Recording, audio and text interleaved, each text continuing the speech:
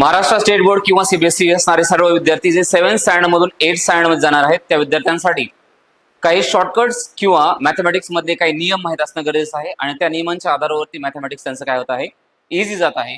त्यातलाच एक पार्ट आपण आज कव्हर करणार आहोत, तो म्हणजे लॉज ऑफ इंडायसिस, जो 7th स्टँडर्ड मध्ये आहे आणि 7th स्टँडर्ड मधून 8th स्टँडर्ड मध्ये जाणाऱ्या विद्यार्थ्यांसाठी 9th मध्ये उपयोग येणार आहे, 10th मध्ये, 11th पुढे सगळ्या विद्यार्थ्यांसाठी हा उपयोग आहे. त्या पॉइंटचं नाव आहे किंवा टॉपिकचं नाव आहे लॉज ऑफ इंडायसिस. तुम्ही स्टार मार्क करून हेडिंग देऊ शकताय. हेडिंग आहे lodge of इंडायसिस.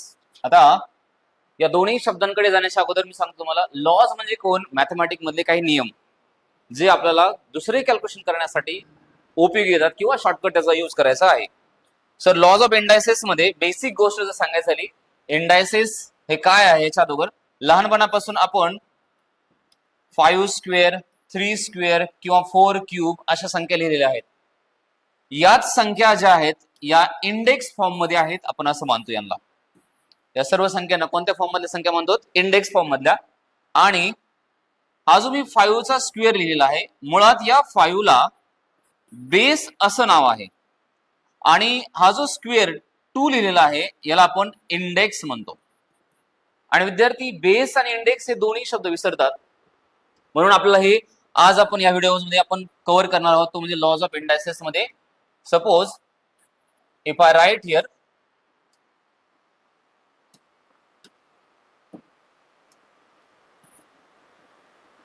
a raise to m, याचा अर्थ होता आहे की हा जो m आहे तो इंडेक्स आहे आणि हा a जो आहे एक नंबर आहे, त्याचं नाव बेस आहे. मी इथे लिहिणार आहे शियर a इज अ कोण आहे, बेस, आणि m इज अ कोण आहे, इंडेक्स. आता इंडेक्स m आहे तर इंडेक्सचं दुसरं नाव आहे, ऑब्लिक करून लिहितो मी, पॉवर, आणि तिसरं नाव आहे एक्सपोनंट. तर सर्वसाधारणपणे मोस्टली सीबीएसईचे विद्यार्थी पॉवर आणि एक्सपोनंट हा शब्द वापरतात. स्टेट बोर्डचे विद्यार्थी एक इंडेक्स हा शब्द वापरतात. या इंडेक्स म्हणजे इथे नंबर लिहिलेला आहे आणि या इंडेक्स मध्ये इथं नंबर लिहिलेला आहे, त्यांचे काय नियम तयार होतात, काय शॉर्टकट्स आहेत, ते कशा प्रकारे वापरले जातात प्रॅक्टिकल लाईफ मध्ये, याच्यासाठी हे लॉज ऑफ इंडायसिस आपण आज शिकणार आहोत. म्हणजे नियम काय आहेत. तर विद्यार्थी मित्रांनो, पहिला नियम किंवा शॉर्टकट जो आहे आपल्याला मॅथ मधला, त्यांचं म्हणणं आहे की जर बेस एक अजून एक नंबर सेम आहे आणि या दोघांचा गुणाकार चालू असताना, काय चालू असताना, मल्टिप्लिकेशन चालू असताना, यांचा इंडेक्स जो आहे तो वेगवेगळा आहे. एकाचा m आहे, एकाचा दुसरा n आहे. m आणि n म्हणजे हे काल्पनिक नंबर्स आहेत. कोण आहेत, काल्पनिक नंबर्स. a सुद्धा कोण आहे, काल्पनिक नंबर आहे. त्यांचं म्हणणं आहे की बेस मध्ये गुणाकार चालू आहे, मल्टिप्लिकेशन चालू आहे, तर तुम्ही हे मल्टिप्लिकेशन शॉर्टकट मध्ये कसं मांडायचं, बेस जसाच्या तसा एकदा लिहायचा आणि इंडेक्स मध्ये जेवढे काही नंबर असतील त्यांची काय करायची, ऍडिशन. सो मग इथं लिहिताना मी काय लिहिणार, m plus n. So this is your first law. आता मी परत एकदा सांगतो, सर्व विद्यार्थी कॉन्सन्ट्रेशन करा. आम्हाला सुद्धा जेव्हा काही विद्यार्थी लॉज ऑफ इंडायसिसचे आन्सर देतात तेव्हा आम्हाला सर्व क्लासेसमध्ये ते विद्यार्थी स्मार्ट आहेत असं जाणवतं.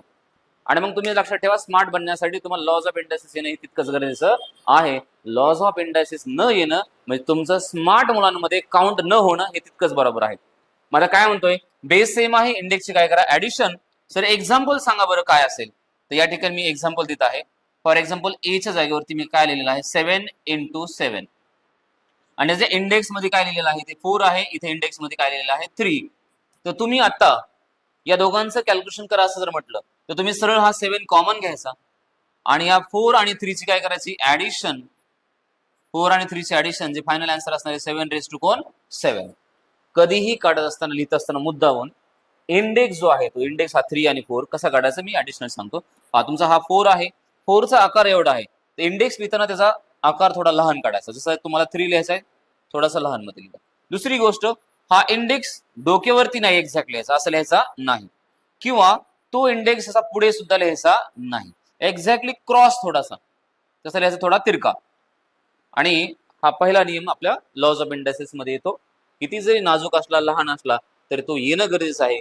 मी बऱ्याच विद्यार्थ्यांना असा प्रश्न विचारतो, लॉज ऑफ इंडायसिस येतात का? बऱ्याच विद्यार्थ्यांचे हात खाली असतात, पण इथून पुढे मात्र तुमचे हात वरती राहतील.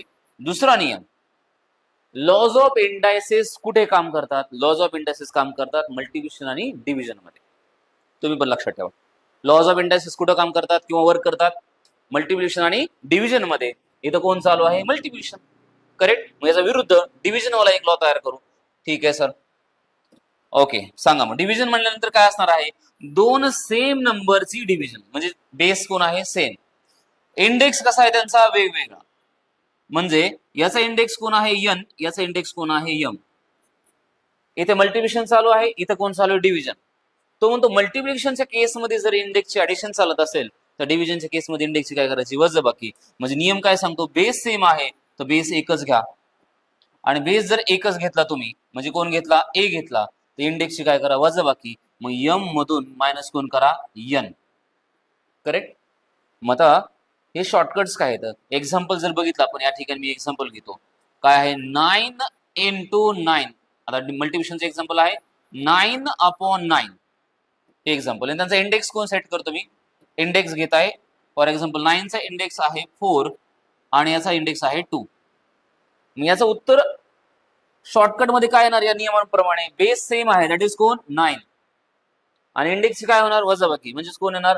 4 - 2 केल्यानंतर काय उत्तर येणार? 2. तर हा लॉज ऑफ इंडायसेस कसा अप्लाय होतो नीट आहे का?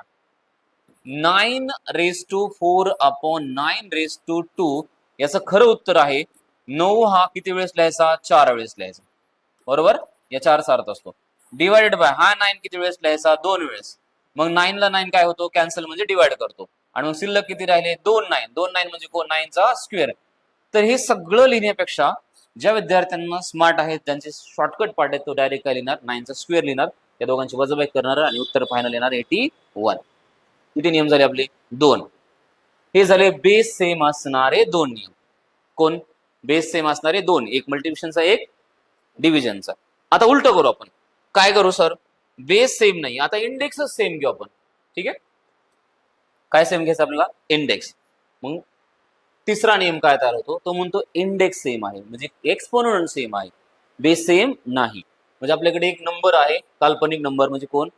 ए इंटू दुसरा काल्पनिक नंबर कोण आहे? बी. आणि ए चा इंडेक्स कोण आहे? सेम, म्हणजे कोण? यम आहे.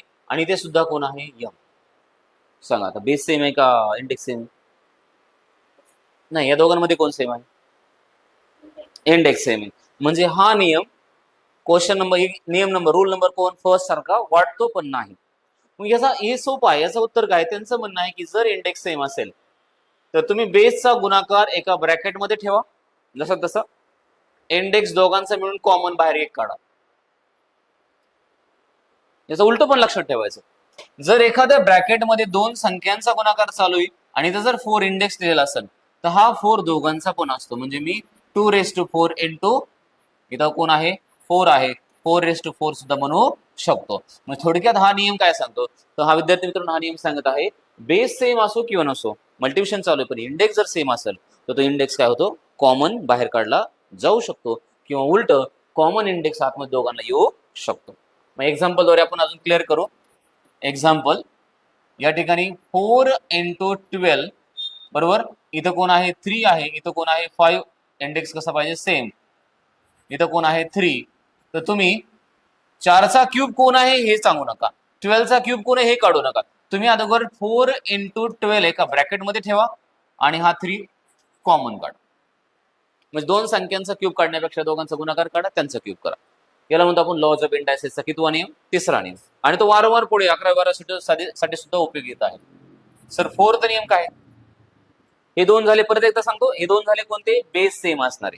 याच्या विरुद्ध हे दोन कोण असणार आहेत? हाईट, म्हणजे इंडेक्स सेम असणारे. मग आता इंडेक्स सेम आहे असा जर नियम झाला, हा झाला मल्टिप्लिकेशनचा. डिव्हिजन मध्ये पण हा काम करतो. जसं की सर एक नंबर आहे ए, दुसरा नंबर कोण आहे? बी, आणि इंडेक्स दोघांचा कोण आहे? सेम. म्हणजे सर कसं काय? या ठिकाणी कोण आहे? यम. इथं कोण कोण आहे? यम. तर सरांनी सांगितलं की बेस मध्ये डिव्हिजन चालू आहे, बेस कसे आहेत? वेगवेगळे, इंडेक्स मात्र कसा आहे? सेम. तर तुम्ही तो इंडेक्स कॉमन बाहेर काढू शकता. बाहेर काढणे म्हणजे कोण? A/B जाग्यावर ठेवणे आणि हा इंडेक्स कॉमन ह्या ब्रॅकेटला लावणे. याचं उलट पण लक्षात ठेवा. मग काय उलट? ब्रॅकेटच्या बाहेर जर कोण असेल, एक इंडेक्स असेल आणि आतमध्ये जर काय चालू असेल? मल्टिप्लिकेशन किंवा डिव्हिजन. आता इथं काय चालू आहे? डिव्हिजन. तर तो इंडेक्स दोघांचा असतो, म्हणजे एचा पण असतो आणि बीचा. मग एक्झाम्पलद्वारे अजून थोडं क्लिअर करू. फॉर एक्झाम्पल इथं वेगवेगळे नंबर आहेत. इथं 11 आहे, इथं 17 आहे. 11 रेस टू कोण आहे 7 आणि 17 रेस टू कोण किती आहे 7. बरोबर, त्याचं उत्तर तुम्ही काय लिहायचं 11/17 रेस टू कोण common 7. These are the shortcuts. 7वीतून 8वीत जायचं तुम्हाला.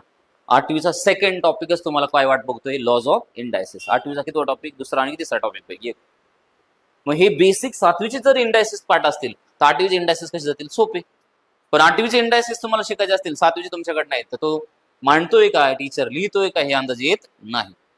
मग आता आपण काय करणार 5 नंबरचा एक नियम ऍड करणार. हे कोण झाले बघा सेम सेम, हे दोन बेस सेम वाले, हे दोन इंडेक्स सेम वाले. लक्षात ठेवायला सोपं. हे वेगळं लक्षात ठेवायचे, हे वेगळे लक्षात ठेवायचे. सो म्हणताना सुद्धा हे कोण आहेत बेस सेम वाले, हे कोण इंडेक्स सेम वाले. आता एक नियम आहे.